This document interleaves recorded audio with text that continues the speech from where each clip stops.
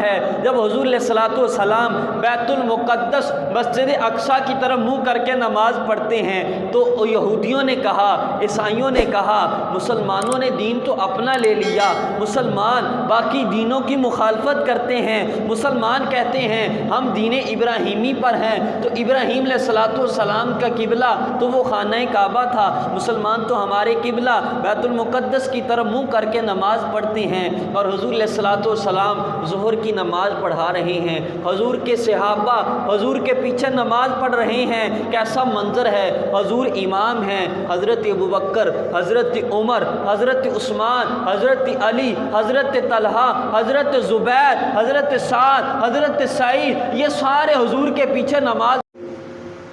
والصلاة والسلام على سید الانبیاء والمرسلین، اما بعد فاعوذ باللہ من الشیطان الرجیم، بسم اللہ الرحمن الرحیم۔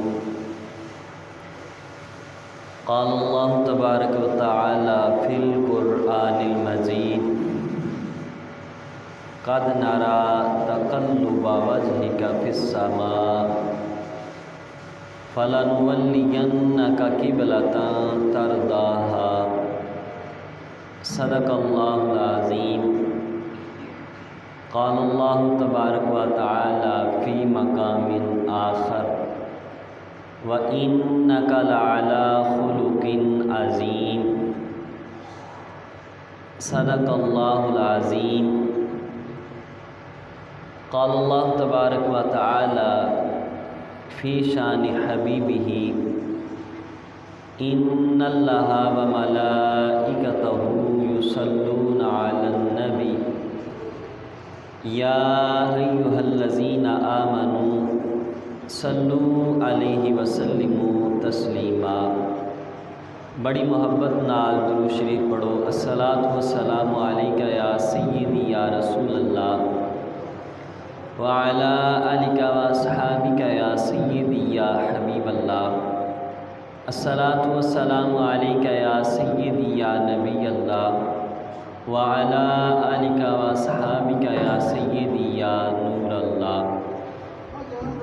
بلغ العلا بکمالہ، کشف الدجی بجمالہ،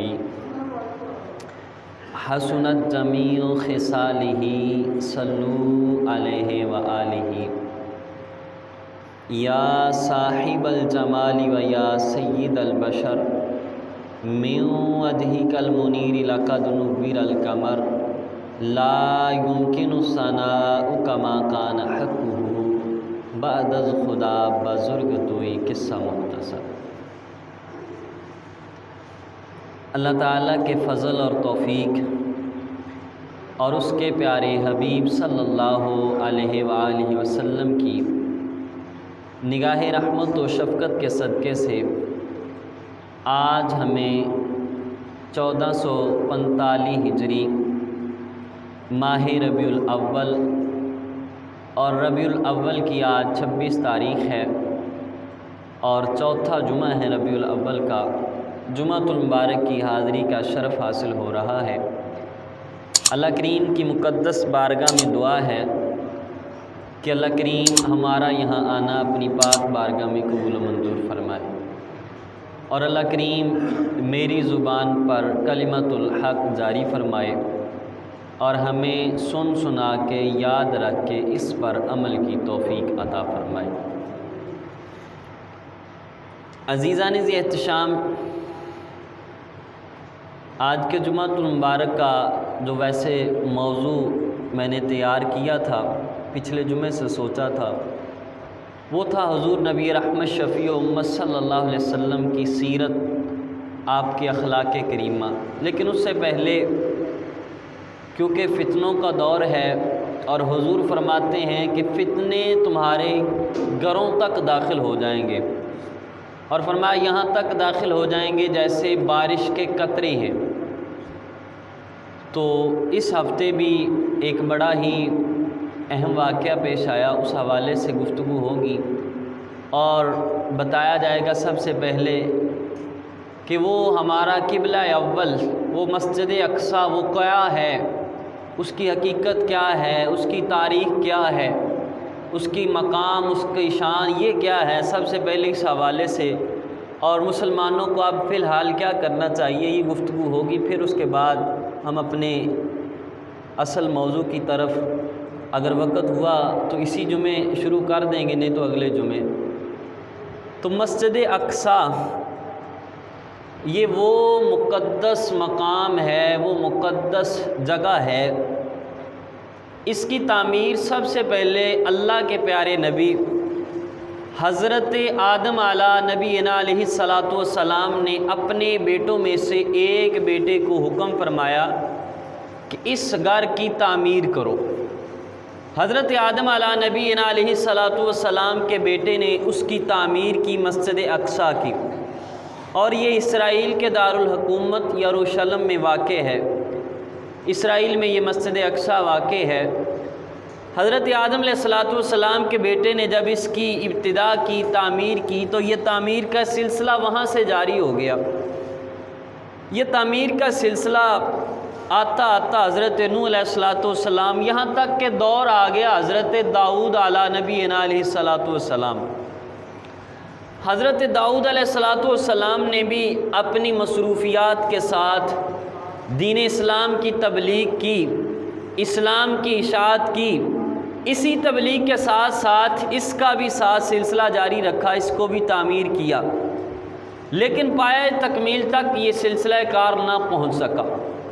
تو حضرت داؤد علیہ الصلاۃ والسلام نے اپنے پیارے بیٹے حضرت سلیمان علیہ الصلاۃ والسلام کو اس چیز کی وصیت کی کہ بیٹا اس گھر کی، اس بیت المقدس کی تعمیر تو نے کرنی ہے۔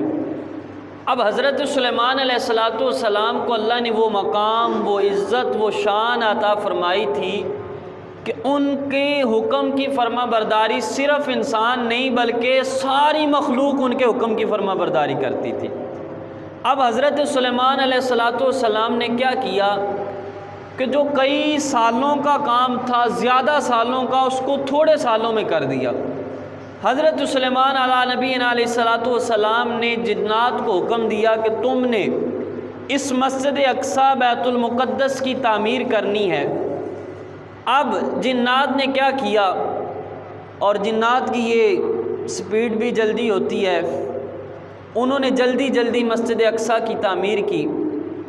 اب اس میں بھی کتب میں لکھا ہے کہ 4 سال کا عرصہ لگا جنات کے تعمیر کرنے میں بھی مسجد اقصیٰ کے۔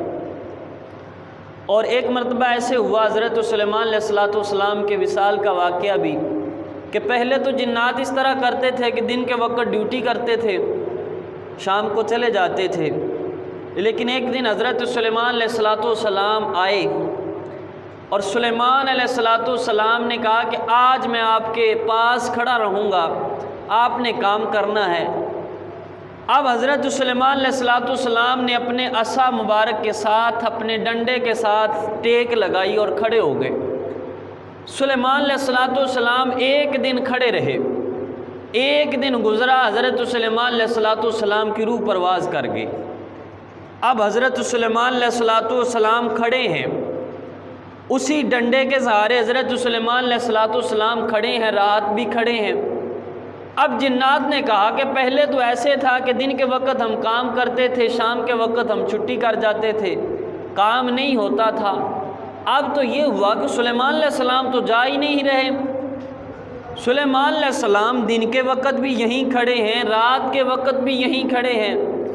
اب 1 سال کا عرصہ گزر گیا اور جنات 24 گھنٹے کام کرتے ہیں۔ اس مسجد اقصیٰ کی تعمیر کے لیے 24 گھنٹے کا وقت جنات کام کر رہے ہیں، اور حضرت سلیمان علیہ الصلاۃ والسلام نے سنگ مرمر اور جو پتھر جن کا ذکر کلام مجید میں بہت سارے پتھروں کا ذکر ہے، وہ پتھر حضرت سلیمان علیہ الصلاۃ والسلام نے منگوا کے مسجد اقصیٰ کی تعمیر کے لیے لگوائے۔ اب غور کرنا، یہاں تھوڑا سا ٹھہریے اور غور کیجئے کہ اللہ کے نبی حضرت سلیمان علیہ الصلاۃ والسلام کی روح پرواز کرتی ہے، اور سلیمان علیہ الصلاۃ والسلام 1 سال تک، 1 دن نہیں، 2 دن نہیں، 1 مہینہ، 2 مہینے نہیں، 1 साल तक अल्लाह के प्यारे नबी हज़रत सुलेमान अलैहिस्सलाम मस्जिद अक्सा में खड़े हैं। अरे तुम कहते हो माज़ अल्लाह नबी दुनिया से चले गए, वो मार के मिट गए, अब वो कुछ नहीं कर सकते।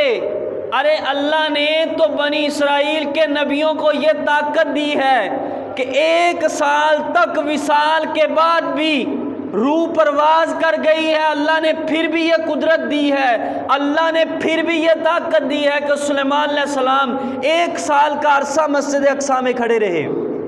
1 साल का अरसा मस्जिद अक्सा में। और फिर अल्लाह की शान देखना, जिन्नात को ये नहीं पता चला कि सुलेमान अलैहिस्सलाम की रूह परवाज कर गई है। अरे जिन्नात के पास बड़ी ताकत होती है।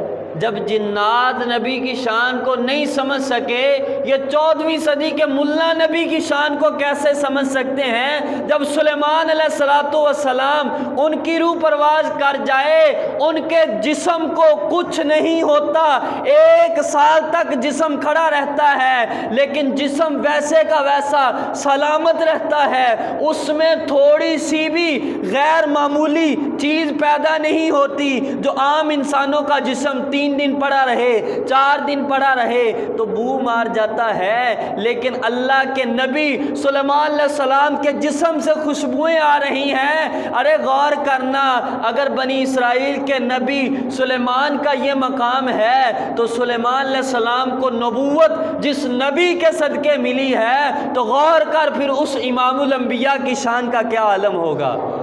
वो महबूब आला हज़रत क्या खूब फरमाती हैं। आला हज़रत फरमाते हैं कि तू ज़िंदा है वल्लाह, तू ज़िंदा है वल्लाह मेरी चश्मे आलम से छुप जाने वाले। और कहा महबूब आपकी शान है क्या, महबूब आपका मकाम है क्या, महबूब आपकी बुलंदी है क्या।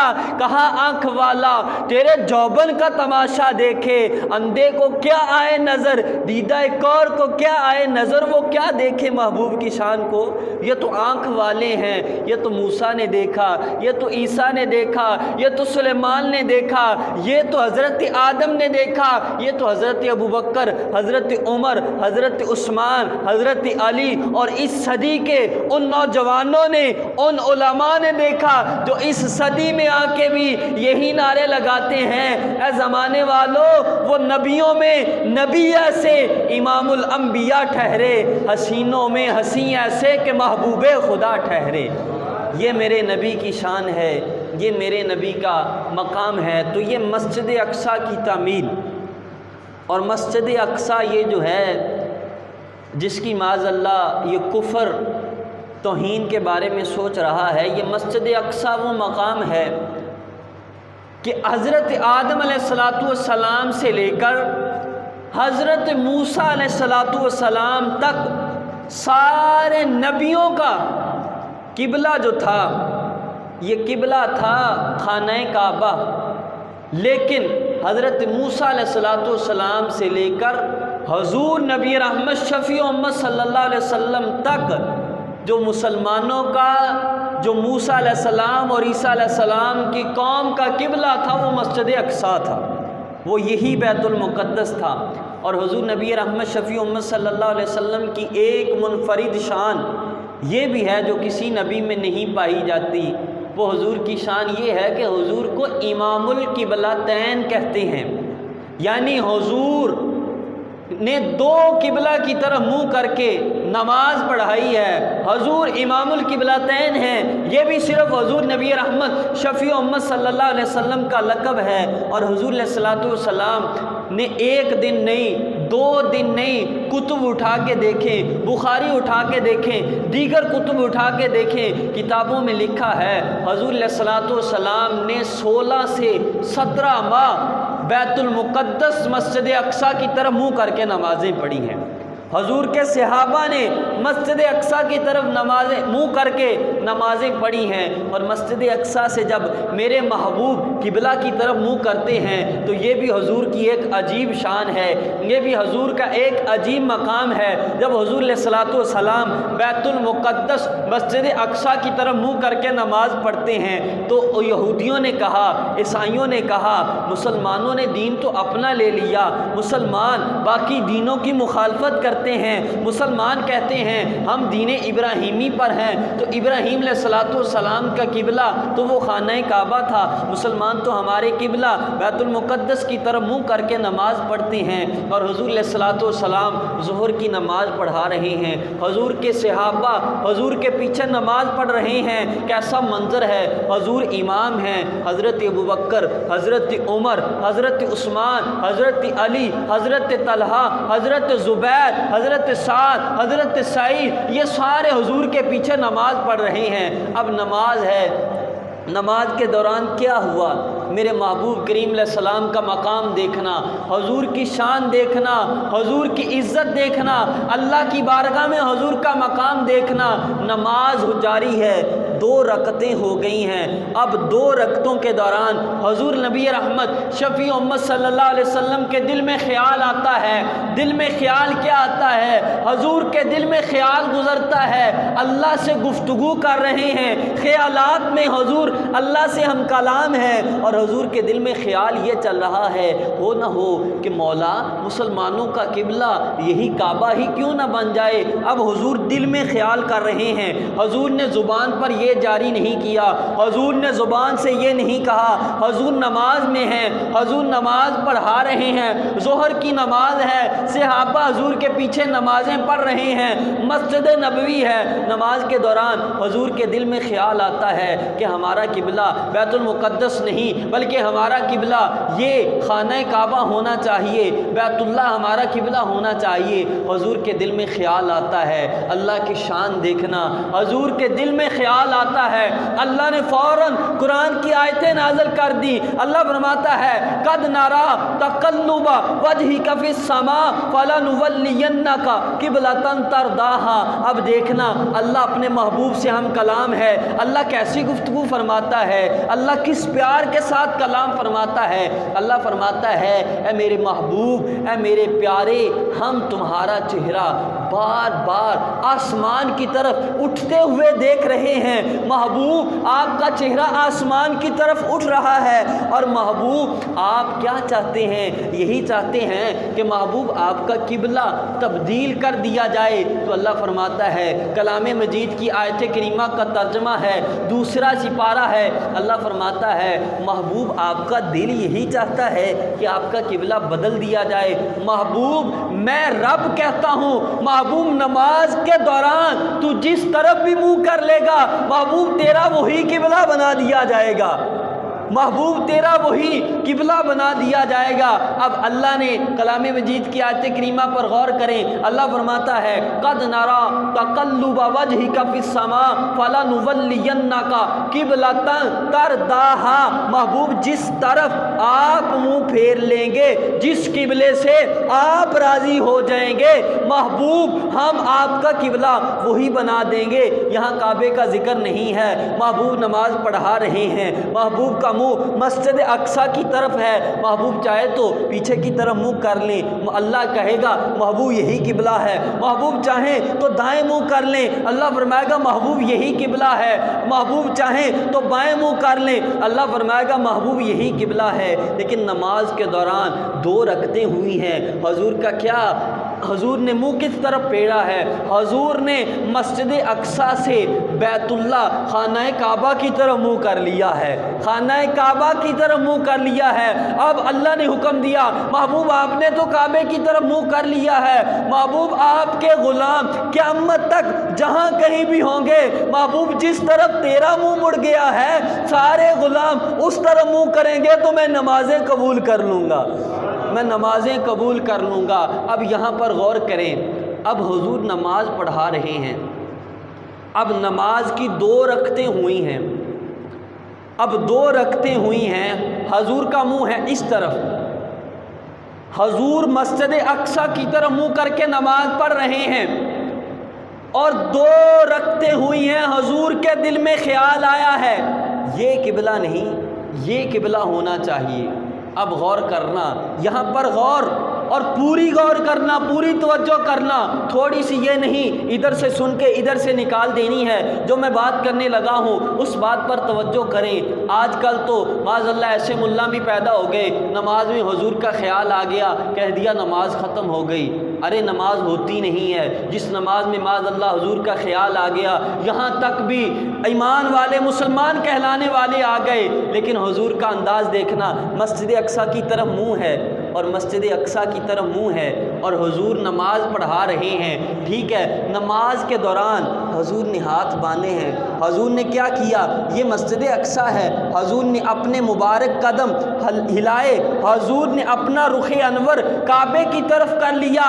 اب رخ مصطفیٰ کے دیوانے، حضور کے پروانے، حضرت ابوبکر، حضرت عمر، حضرت عثمان، حضرت علی، حضرت طلحہ، حضرت زبیر حضور کے پیچھے کھڑے ہیں۔ اب غور کرنا، صحابہ نے کیا کیا؟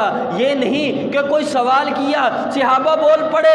صحابہ نے کیا کیا؟ جدھر رخ مصطفیٰ ہو گیا صحابہ نے بھی ادھر ہی رخ کر لیا۔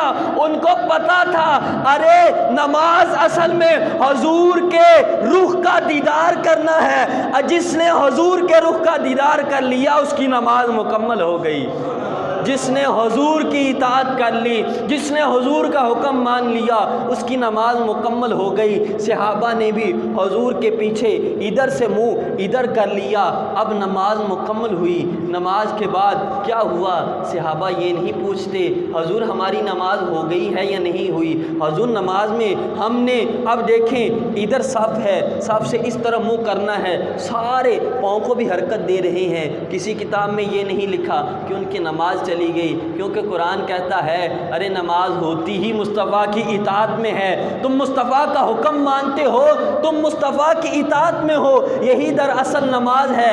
اب صحابہ اب جب نماز پڑھ رہے تھے، اب نماز کے دوران حضور نے ادھر سے ادھر منہ کیا، صحابہ کی توجہ کس طرف تھی؟ غور کرنا، جواب دیں، صحابہ کی توجہ کس طرف تھی؟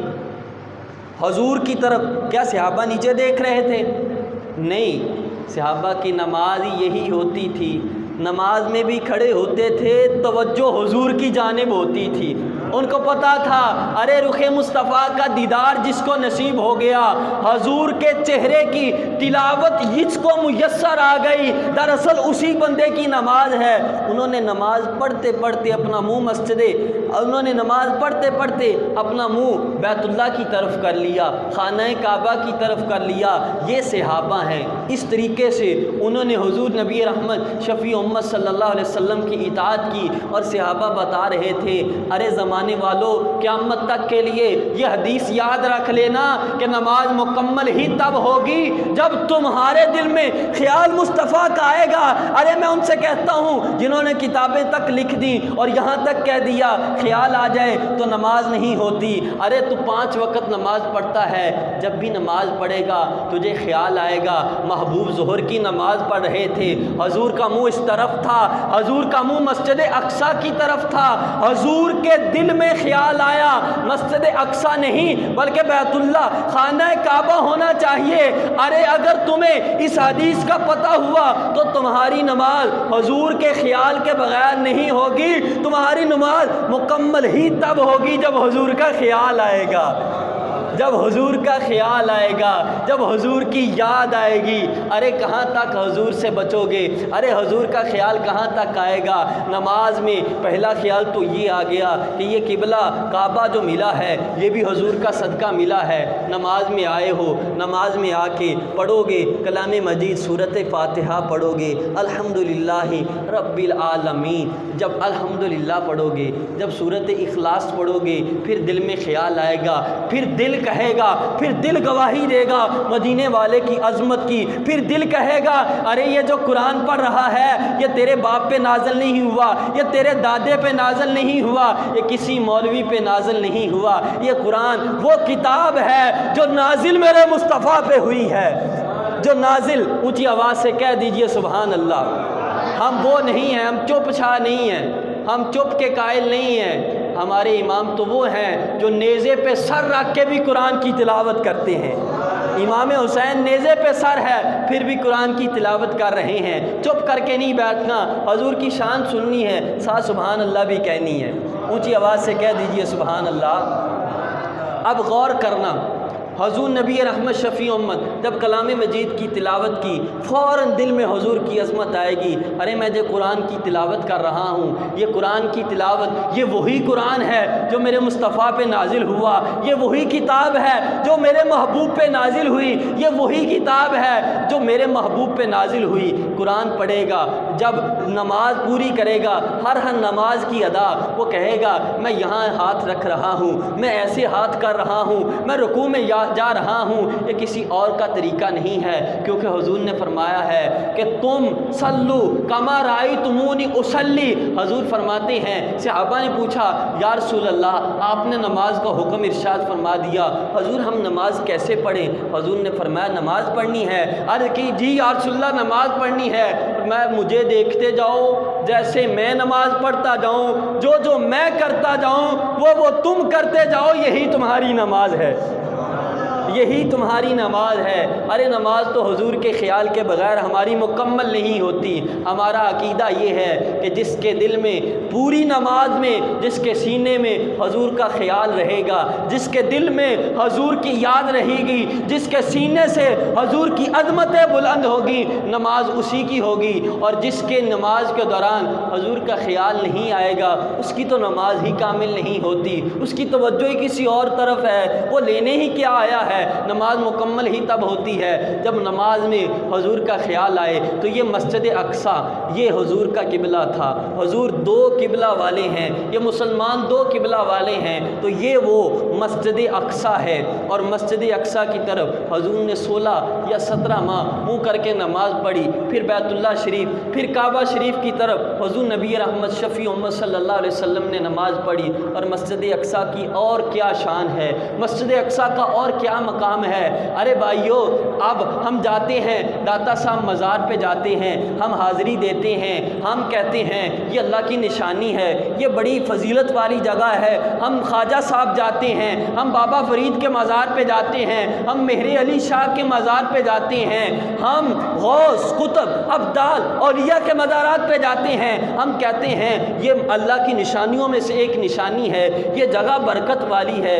ارے مسجد اقصی کیا ہے، اس کی برکتوں کے کیا کہنے، اس کی عظمتوں کے کیا کہنے۔ اس مسجد اقصی میں ایک نبی کا قدم نہیں لگا، حضرت آدم سے لے کے حضرت عیسیٰ تک، اور حضرت عیسیٰ حضرت آدم اس کے دوران جو نبی آئے، یہ نبی تو بس یہی نہیں ختم ہوا، حضور امام الانبیاء سے لے کے 1 لاکھ کم و بیش 24,000 پیغمبر جتنے بھی اس دنیا میں آئے ہیں، ان سارے نبیوں کے قدم مسجد اقصی میں لگے ہیں، سب کے قدم مسجد اقصی میں لگے ہیں۔ اور مسلمانوں پر فرض ہے کہ وہ مسجد اقصی کی محبت اپنے دل میں رکھیں، وہ مسجد اقصی کا ذکر اپنی محفلوں میں کریں، وہ مسجد اقصی کی تعظیم اپنے دل میں رکھیں، کیونکہ مسجد اقصی کوئی عام نہیں ہے۔ مسجد اقصی وہ ہے جہاں عیسیٰ کے بھی قدم لگے ہیں، جہاں موسیٰ علیہ السلام کے بھی قدم لگے ہیں، جہاں ہارون علیہ السلام، جہاں حضرت یوسف علیہ السلام، جہاں حضرت داؤد علیہ السلام، حضرت سلیمان علیہ السلام،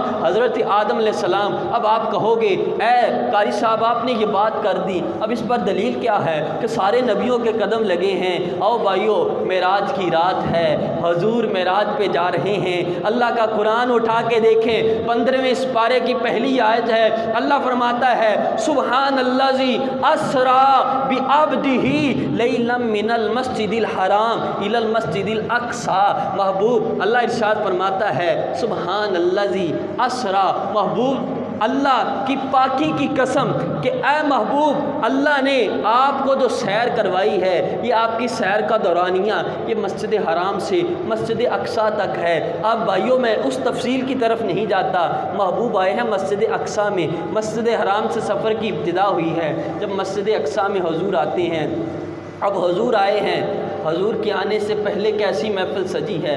اب حضور تشریف لا رہے ہیں، حضور کے آنے سے پہلے حضور کے استقبال کے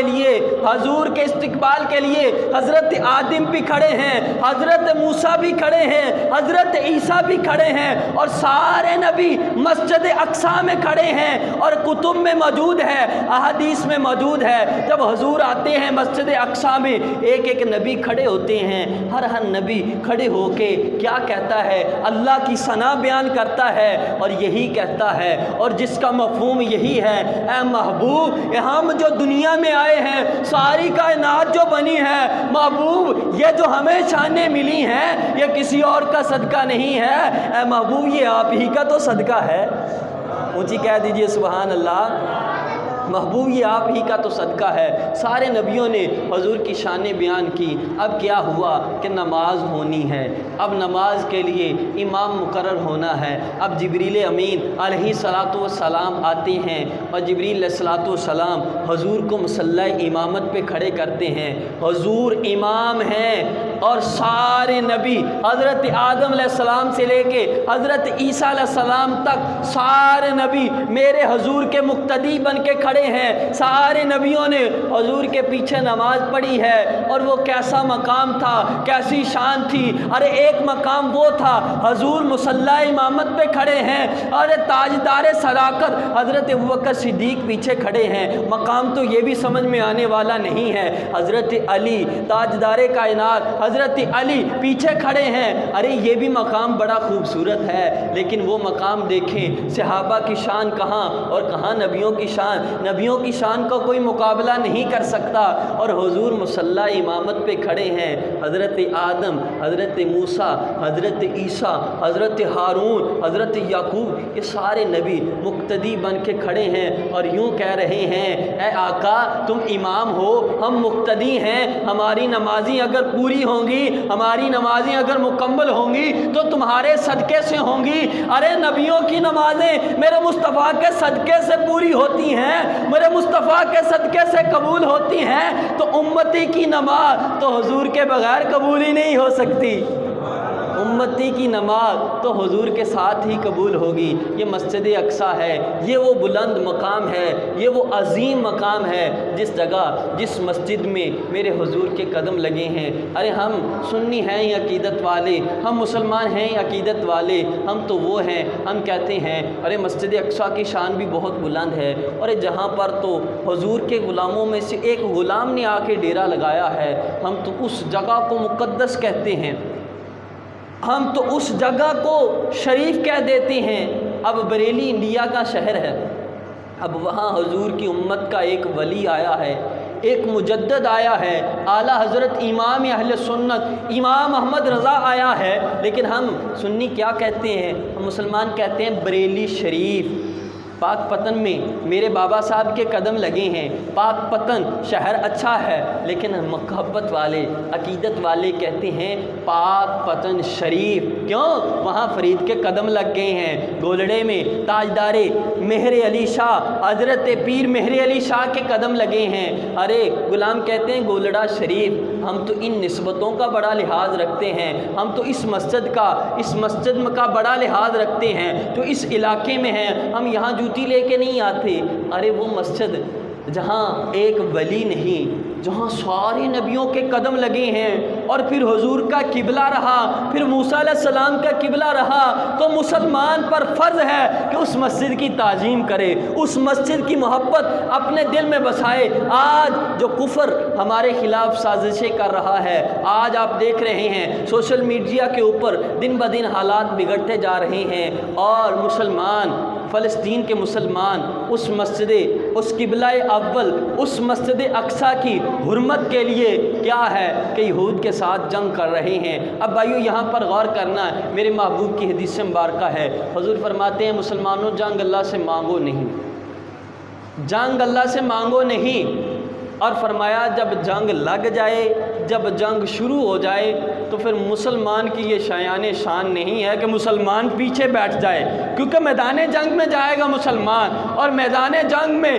کافروں کو شکست دے گا، کافروں کو واصل جہنم کر دے گا، واپس آ جائے گا تو یہ غازی کہلائے گا۔ اگر شہید بھی ہو جائے گا اور شہید بھی ہو گیا تو کہا یہ شہید بھی ہوا ہے تو یہ بھی جنت میں جائے گا، کیونکہ میرے محبوب کی حدیث ہے، حضور فرماتے ہیں جب کوئی اللہ کے راستے میں قربان ہوتا ہے، جب کوئی شہید ہوتا ہے، فرمایا اس کے جسم کے خون کا پہلا قطرہ ابھی زمین پر نہیں گرتا کہ اللہ اس کے سارے گناہ معاف کر دیتا ہے، اللہ اس کے سارے گناہ معاف کر دیتا ہے۔ اور حضور فرماتے ہیں، حضور علیہ السلام کی حدیث مبارکہ کا مفہوم ہے، جس کا مفہوم یہ ہے، حضور فرماتے ہیں جس نے جہاد کے لیے ایک رات پہرا دیا، حضور فرماتے ہیں وہ بھی جنتی۔ حضور فرماتے ہیں جس نے جہاد کے لیے کمان تیار کی، تلوار بنائی، حضور فرماتے ہیں وہ بھی جنتی۔ حضور فرماتے ہیں جس نے کسی کو تلوار تحفے میں دے دی، یہ لو تلوار لے جاؤ اور میدان جنگ میں، فرمایا وہ بھی جنتی۔ ارے میرے محبوب نے تو اتنی آسانیاں کر دی ہیں، اور جو مجاہد حضور کے حکم پر میدان جنگ میں اتر جائے اور کہے لبیک یا رسول اللہ، حضور آپ کے فرمان پر ہماری جانیں قربان ہیں، تو مصطفیٰ کیسے اس سے خوش ہوں گے۔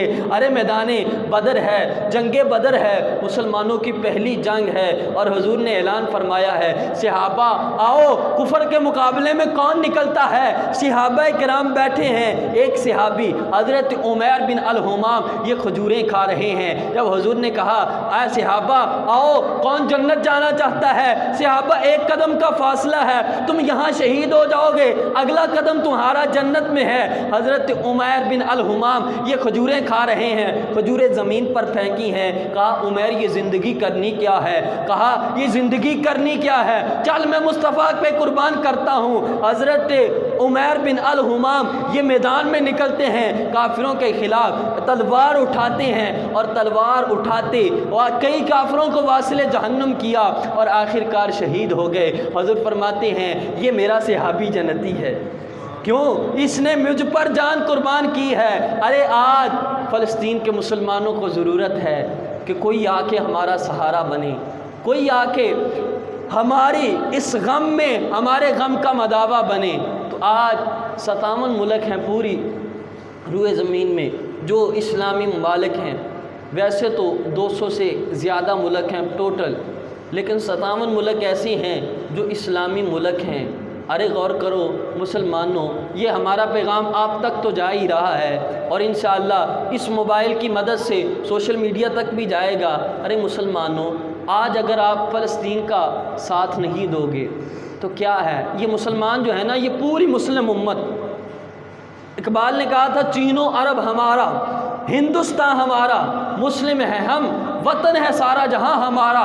اس کا مطلب کیا ہے؟ اقبال کا شعر تو آپ نے پڑھ لیا، اس کا مطلب یہ ہے، اقبال کہتا ہے مسلمان ہندوستان میں ہو اس کو تکلیف ہو تو دوسرا مسلمان پاکستان میں بیٹھا ہو اس کو بھی تکلیف ہونی چاہیے۔ اس کو مسلمان کہتے ہیں۔ مسلمان کسی ملک میں ہو، مسلمان فلسطین میں ہو، مسلمان کو تکلیف ہو، یہ نہ ہو کہ پاکستان میں بیٹھا مسلمان کہے ارے میں تو سکون میں بیٹھا ہوں، مجھے تو کوئی تکلیف نہیں ہے۔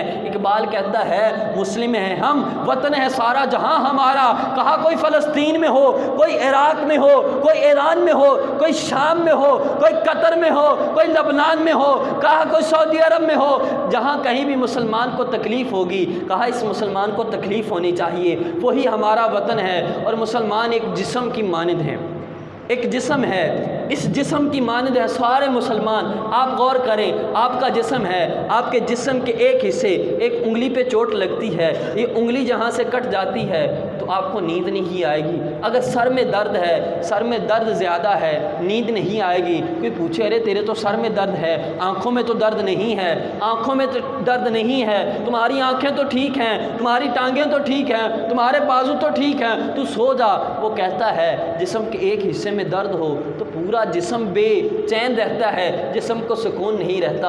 ارے مسلمانیت یہی ہے، ایک مسلمان مجبور ہو، ایک مسلمان تکلیف میں ہو تو سارے مسلمانوں کو تکلیف ہونی چاہیے، یہ دن رات تکلیف میں رہیں۔ ارے میرے مسلمان بھائی کو تکلیف پہنچی کیسے ہے؟ یہ مسلمان کا دل ہے، یہ مسلمان کی محبت ہے۔ یہ نہ کہیں کہ مسلمان وہ تو فلسطین میں ہیں، وہ تو دوسرے ملک میں ہیں، ہم تو یہاں بیٹھے ہیں۔ ارے میرے بھائی غور کرنا، آج اگر کسی اور پر برا وقت ہے نا، وہ مشکل میں ہے، وہ اللہ ہے۔ اور ایک چیز میں نے پڑھی تھی، اقوال زیریں کہتی ہیں کہ سونے والی باتیں، زر کہتے ہیں سونے کو، سونے جیسی باتیں، کسی نے کہا تھا یہ کائنات ہے، اس کائنات کو تم کمزور سمجھتے ہو اور کمزور سمجھ کے کہتے ہو ہم نے ان کا برا کر دیا۔ کہا یہ کمزور ہیں، وہ بنانے والا کمزور نہیں ہے۔ ارے تم آج ان کو دیکھ کے کہو گے وہی ہیں مشکل میں، ہم تو نہیں ہیں۔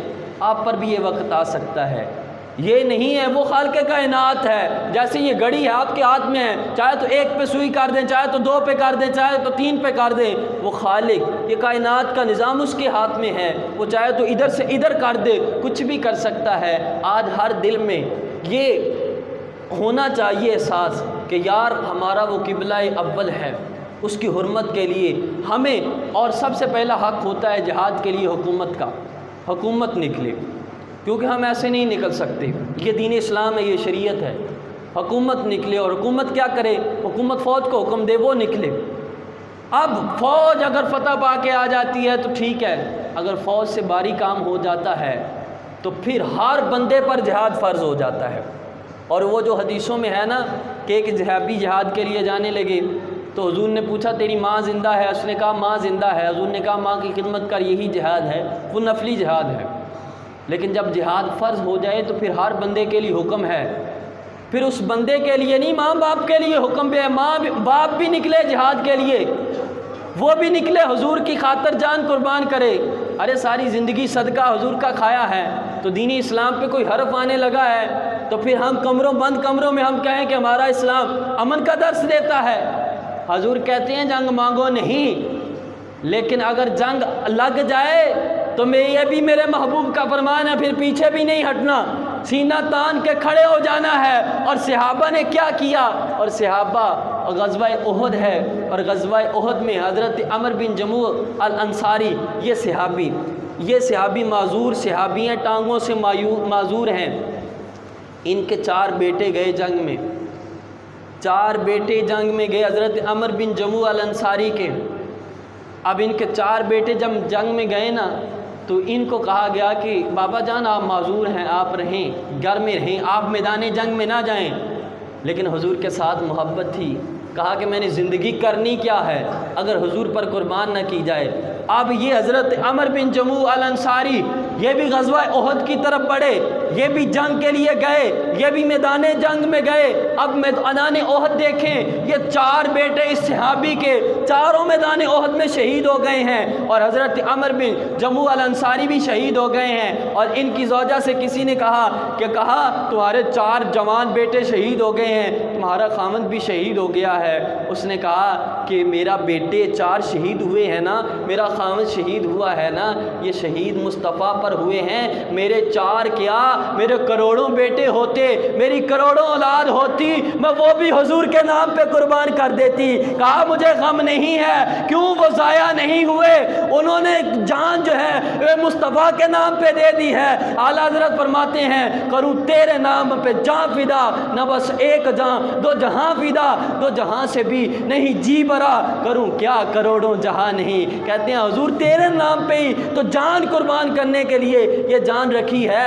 اعلیٰ حضرت امام اہل سنت کہا احمد رضا کو کروڑوں جانیں اللہ دے، یہ کروڑوں جانیں بھی محبوب تیرے نام پہ قربان کر دی جائیں تو تمہاری شان کا حق ادا نہیں ہو سکتا، یہ میرے محبوب کی شان ہے۔ تو آج مسلمانوں کے اوپر ایک برا وقت ہے کہ کفر للکار رہا ہے، اور پاکستان ایٹمی طاقت ہے۔ ہم بڑے لوگوں کی طرف یہ پیغام پہنچاتے ہیں کہ یہ ایٹمی طاقت آپ نے کرنی کیا، کس لیے بنائی ہے؟ ارے غور کرنا، ایک مسلمان مصیبت میں ہے، ایک تو ہے اس کا ساتھ دینا، بھائی میں بھی تیرے ساتھ ہوں، میں بھی تیرے ساتھ لڑوں گا، ایک یہ ہوتا ہے کہ یہ بھی ہے بندہ کندھا ہی دے دے، سہارا ہی دے دے، ہم تیرے ساتھ ہیں۔ افسوس ہے کہ دوسرے کچھ ممالک نے صرف اعلان تک کیا ہے، لیکن پاکستان نے ابھی تک ان کی دانت سے دانت ہلا ہی نہیں ہے کہ ہم بھی مسلمان ہیں۔ اور جو باہر ممالک میں جاتے ہیں نا، ان سے پوچھا جائے کہ پاکستان کے بارے میں باہر کیا کہا جاتا ہے، تو وہ لوگ آ کے کہتے ہیں کہ دوسرے ممالک میں کہا جاتا ہے کہ اسلام کا سب سے جو فرسٹ نمبر پہ جو اچھا اسلامی ملک ہے نا باہر ممالک میں، وہ پاکستان کو گنا جاتا ہے، وہ پاکستان کو شمار کیا جاتا ہے۔ اور اللہ کے فضل سے اللہ نے پاکستان کو ایسی ایٹمی طاقت دی ہے کہ ایسی ایٹمی طاقت بے شک امریکہ سپر پاور ہے، لیکن وہ سپر پاور بھی پاکستان کی پاور کا مقابلہ نہیں کر سکتا۔ یہ حضور کا صدقہ، یہ ولیوں کا صدقہ اللہ نے ایسی پاور دی ہے۔ اور پھر تو یہ جدید دور کے اعتبار سے اللہ نے یہ مسلمانوں کو طاقت دی ہے۔ ارے مسلمان تو ان کے سہارے بھی نہیں لڑتا، مسلمان تو لڑتا ہے اللہ کے آسرے۔ مسلمان کی تو نظر ہوتی ہے حضور پر۔ میدان بدر دیکھیں، ادھر 1000 ہیں اور ادھر 313 ہیں، نہ کوئی اسلحہ ہے، چند ایک تلواریں ہیں، نہ کوئی اتنے گھوڑے ہیں، یہ چند ایک مسلمان ہیں۔ لیکن اللہ نے کیا کیا؟ ان کا ایمان پکا تھا، ان کا یقین پکا تھا، ان کا عقیدہ پکا تھا۔ کلام مجید کی آیتیں پڑھ کے دیکھیں، اللہ فرماتا ہے مسلمانوں دلیر ہو جاؤ، تم 313 ہو یہ نہ سمجھو ہم تھوڑے ہیں۔ اللہ نے فرشتوں کی مدد کے ساتھ مسلمانوں کو فتح عطا فرما دی۔ اور مسلمان کا عقیدہ تو پکا ہو، ایک مسلمان بھی پورے کفر کے سامنے ڈٹ کے کھڑا ہو جائے تو اللہ کی مدد شامل حال ہو جاتی ہے۔ اور بھائیو ایک چیز غور کرنا، یہ اکثر ذہن میں آتی ہے بات لیکن رہ جاتی ہے، یہ ہمارے کیمرہ اس چیز کو محفوظ کرتا ہے، یہ ریکارڈنگ ہوتی ہے، اس چیز کا ایک مقصد ہے، یہ سوشل میڈیا پہ محفوظ ہو جاتی ہے یہ چیز۔ آپ نوجوان ہیں، آپ نوجوانوں میں سے اکثر کے پاس ٹچ موبائل ہوں گے، کوشش کریں یہ دین کی بات ہے اس کو آگے پھیلایا کریں۔ ہمارے چینل کے اوپر یہ چیزیں اپلوڈ ہوتی ہیں، میرا نام ہی لکھ دیں محمد ارسلان اسد نقشبندی قادری، یہ لکھ دیں یا لکھ دیں اسلامک اپڈیٹ 63 لکھ دیں، پہلے نمبر پہ یہ چینل آئے گا، اس چینل کو اوپن کریں، کھولیں، ایسی ویڈیو آپ کو ملیں گی، اس کو شیئر کریں، کیونکہ حضور فرماتے ہیں دین کی بات پھیلانا صدقہ جاریہ ہے۔ اور حضور فرماتے ہیں اللہ اس چہرے کو تر و تازہ رکھے جو میری حدیث سن کے آگے پھیلا دے۔ تو یہ ویڈیو کا ایک مقصد ہے کہ ہم جدید دور میں ہم نے آنکھ کھولی ہے، اس جدید دور کے ذریعے یہ چند ایک مسلمان ایک علاقے تک تو ہماری آواز جاتی ہے، یہ ہمارے دوست ہیں، یہ محبت کرنے والے ہیں، ان کے پاس بھی موبائل ہے، یہ بھی سوشل میڈیا کا سہارا، فیس بک بھی یوز کرتے ہیں، فیس بک کے اوپر بھی میرا نام سرچ کریں، وہاں بھی فیس بک پیج آئے گا، وہاں جائیں، پیج کو فالو کریں، یوٹیوب چینل کو سبسکرائب کر کے پھر ویڈیو کو آگے شیئر کریں، تاکہ یہ پیغام اور جو آج کا ہمارا پیغام ہے کہ مسلمانوں کو اس وقت اس فلسطین کا ساتھ دینا چاہیے، اس پیغام کو شیئر کر کے بتا دیں کہ ہم نے مجموعی طور پر ہم سب کے سینے کھولے ہیں کہ آج مسلمانوں پر جو ظلم ہوا ہے، مسجد اقصیٰ کی تعظیم ہمارے سب کے سینے میں ہے۔ کیوں کہ مسجد اقصیٰ وہ ہے جس طرف میرے مصطفیٰ نے منہ کر کے نماز پڑھی ہے، جس طرف میرے مصطفیٰ نے منہ کر کے نماز پڑھی ہے وہ مسجد اقصیٰ ہے، جہاں حضور نے امامت کروائی ہے وہ مسجد اقصیٰ ہے، جہاں سارے نبیوں نے نماز پڑھی ہے وہ مسجد اقصیٰ ہے، جہاں سلیمان علیہ السلام کا مزار ہے وہ مسجد اقصیٰ ہے، جس علاقے میں اکثر انبیاء کے مزارات ہیں وہ مسجد اقصیٰ ہے۔ تو ہمارا مسجد اقصیٰ کے ساتھ پیار کیوں نہ ہو، ہماری محبت کیوں نہ ہو، ہماری الفت کیوں نہ ہو؟ تو ہم پیغام یہ پہنچائیں گے کہ ارے اللہ نے جن کو طاقت دی ہے، یہ حکومت کا حق ہے کہ وہ ضرور آج ان کا ساتھ دیں، آج مسلمان یک جان بن جائیں۔ اور مسلمان، میں کہتا ہوں اللہ کی مدد تو شامل حال ہے ہی ہے، اگر مسلمان یک جان بن جائے نا، پورا کفر بھی مسلمانوں کا مقابلہ نہیں کر سکتا۔ کیوں؟ مسلمانوں کے پاس دلیری ہے، مسلمانوں کے پاس بہادری ہے، مسلمان بزدل نہیں ہوتا۔ ایک کے مقابلے میں پوری دنیا بھی آ جائے تو اس کو پتا ہے میں لا وارث نہیں ہوں، میرا کوئی وارث موجود ہے، میرے پیچھے اللہ کی مدد ہے، میرے پیچھے رسول اللہ کی مدد ہے۔ اور یہود و نصارہ بے شک کہیں ہم ایٹمی پاور ہیں، ہمارے پاس یہ طاقت ہے، ہمارے پاس وہ طاقت ہے، لیکن اس کے پاس دل نہیں ہے، وہ ہر وقت موت سے ڈرتا ہے، وہ کہتا ہے یہاں تو جہنم ہے ہی ہے، لیکن یہاں سے جائیں گے تو اگلی زندگی بھی جہنم ہے، کیونکہ جنت جائے گا وہ جس نے مصطفیٰ کا دامن پکڑا ہے، جس نے مصطفیٰ کا دامن چھوڑ دیا وہ جنت جا نہیں سکتا۔ تو مسلمان کو پتہ ہے ہم میدان جنگ میں شہید بھی ہو جائیں گے تو جنت چلے جائیں گے، جنت چلے جائیں گے، حضور راضی ہو جائیں گے۔ تو اس لیے ہر مسلمان کو اپنے اپنے طور پر اور حقیقی طور پر تمام ممالک کو اور ممالک میں سے جو عہدہ داران ہیں ان کو ضرور آواز اٹھانی چاہیے اور کوئی نہ کوئی قدم اٹھانا چاہیے کہ جس کے ذریعے ہمارا قبلہ اول بیت المقدس ان کے قبضے سے رہا ہو کے مسلمانوں کی حکومت ہو، مسلمان وہاں عبادت کریں اچھے طریقے سے، حضور کی وہ یاد کریں لمحے کہ یہاں پر حضور کھڑے ہوئے تھے، حضور نے یہاں نماز پڑھائی تھی، یہاں موسیٰ کھڑے ہوئے تھے، یہاں عیسیٰ کھڑے ہوئے تھے۔ مسلمان اس میں جائیں تو اپنی پرانی وہ یادیں تازہ کریں۔ اللہ کی بارگاہ میں دعا ہے کہ اللہ ہمیں عمل کی توفیق عطا فرمائے۔